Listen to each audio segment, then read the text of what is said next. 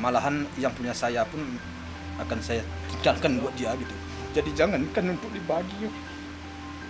Dan berapa sih yang mau dibagi ini? Berapa sih nilainya sebenarnya mau dibagi ini? Kalau dicari benar-benar nggak seberapa. Tapi kok hebohnya minta ampun ya. Jadi saya nggak suka itu sebenarnya.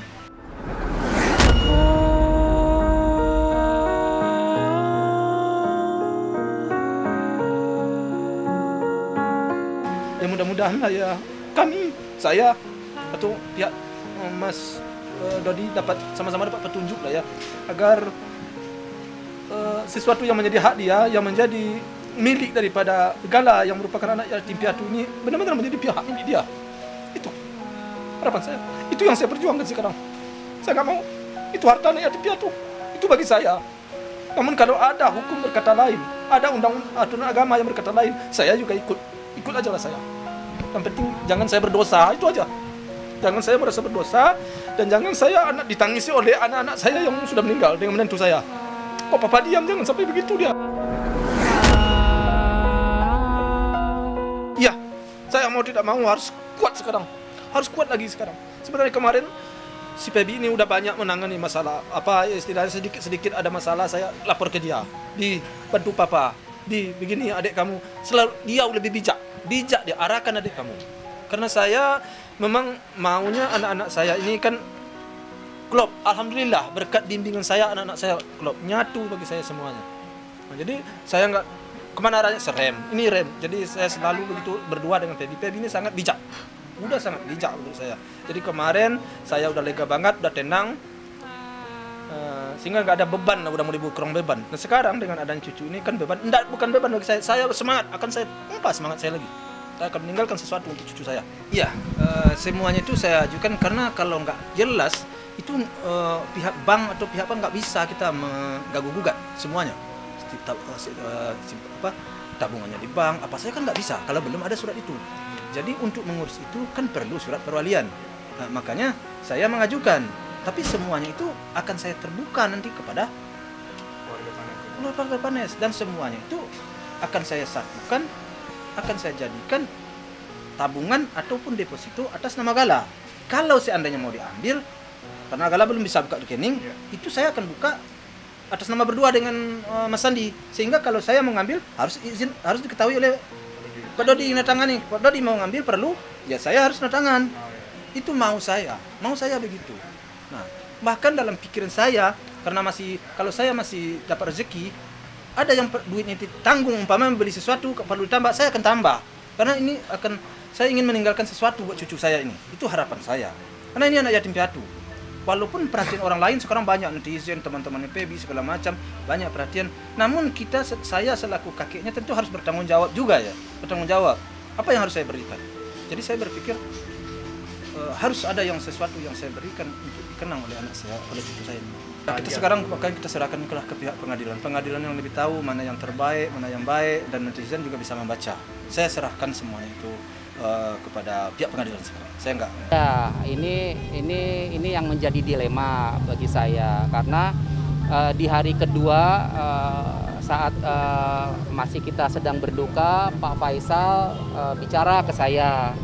Ini barang-barang yang di sini itu ada rencana sama Pak Faisal akan dilelang dan dijual pada saat itu. Bicara ke saya seperti itu, akan dilelang dan dijual. Alasannya karena di rumah itu Vanessa ngontrak dan masa kontraknya itu tinggal 4 bulan lagi. Nah, terus Pak Faisal bingung, ini ini barang-barang mau dibawa kemana. Nah, makanya saya keberatan sekali kalau misalnya itu dilelang dan dijual.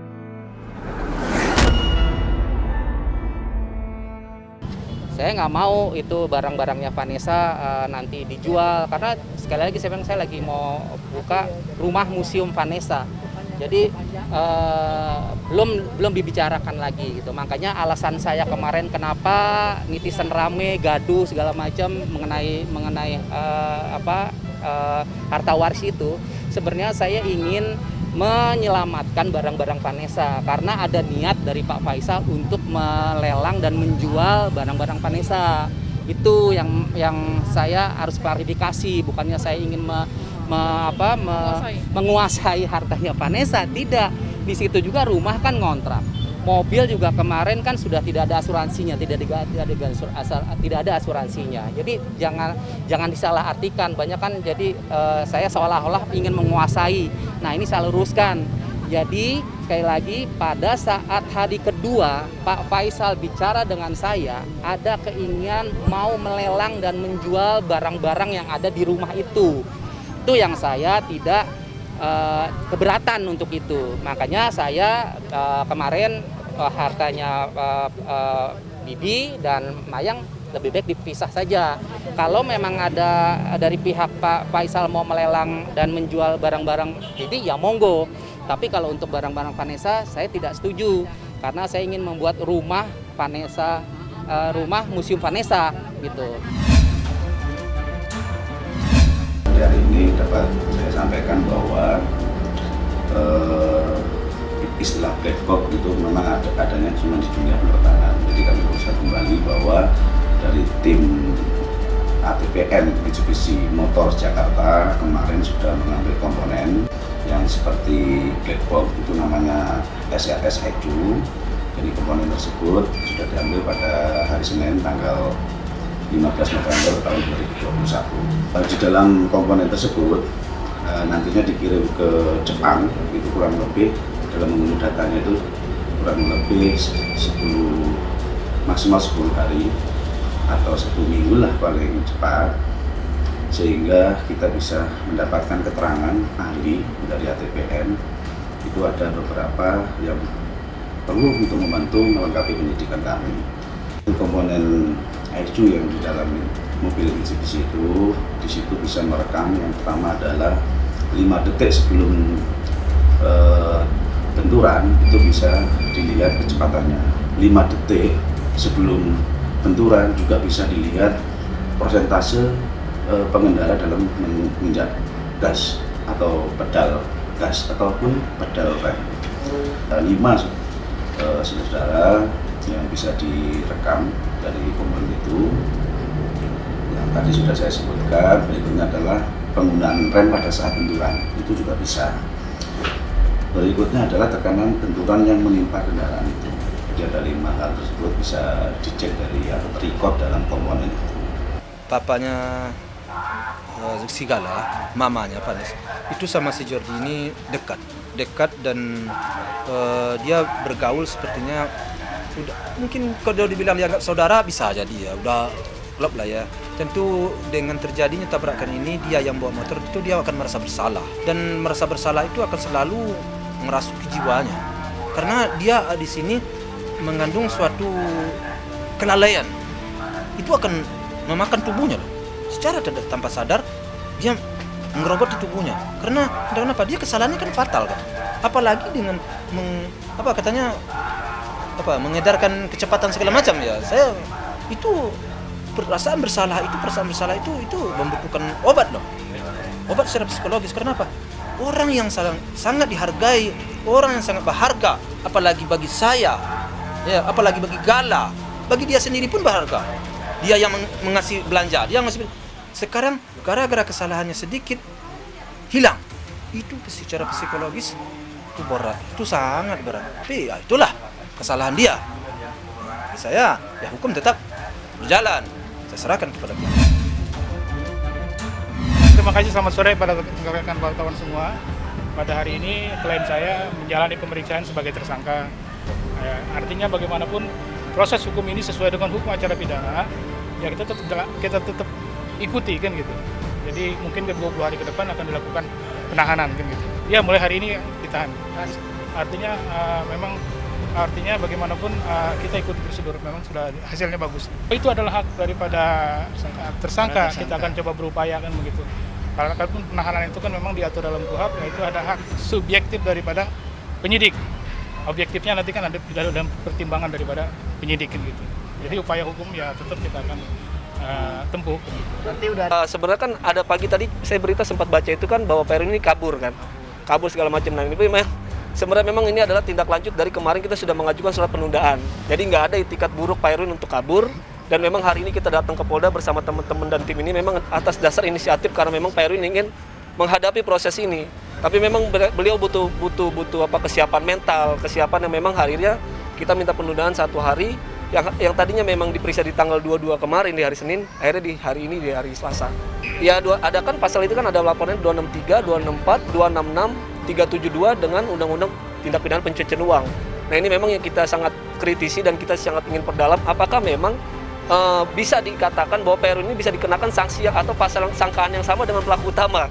Nah itu coba nanti kita coba perdalam untuk pembelaan kita kepada PRU. Tapi memang sekarang fokus saja pada proses proses penyidikan yang ada, dan saya juga mengapresiasi pada teman-teman penyidik dan kepolisian. Beliau sangat bertugas dengan sangat profesional. Tadi juga saya mendampingi Pak Erwin di dalam itu. Setiap pertanyaan-pertanyaan memang dijawab dengan baik dengan Pak Erwin, dan juga teman-teman sangat mengayomi sekali. Tapi intinya adalah jangan dimainkan isu ini sebagai bahwa memang klien saya adalah bagian dari mafia tanah yang terorganisir gitu, itu nggak ada.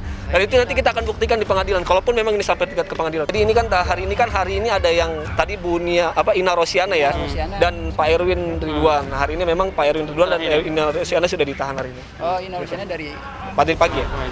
Iya.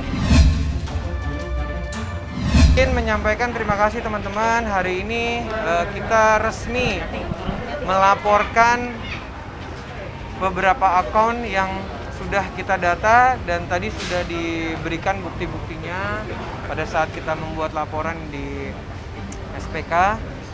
Kemudian untuk proses lanjutnya kami tinggal menunggu panggilan nanti dari pihak penyidik untuk memberikan keterangan lanjutan, baik beberapa saksi yang kita sudah masukkan namanya, dan juga beberapa saksi juga yang berhubungan dan mengetahui kejadian, melihat dan juga mendapat cerita dari Mas Bilar. Sementara seperti itu. Yang pasti akunnya ada lebih dari sekitar 8, dan buktinya ada bukti dari screenshot dan capturean dari Mas Bilar.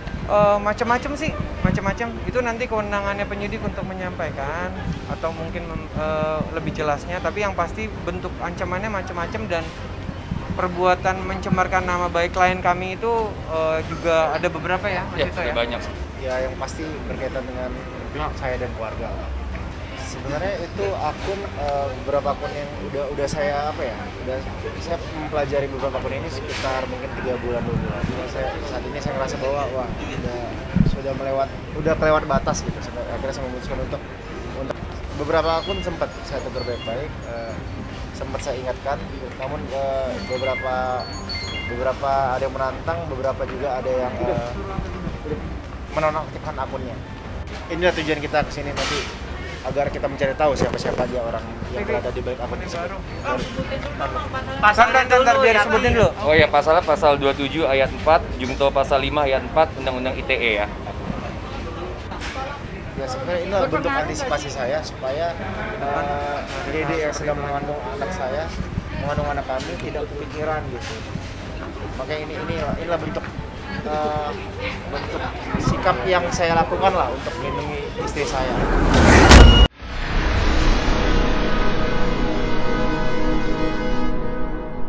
Jadi jangan lupa untuk subscribe Cumi Cumi.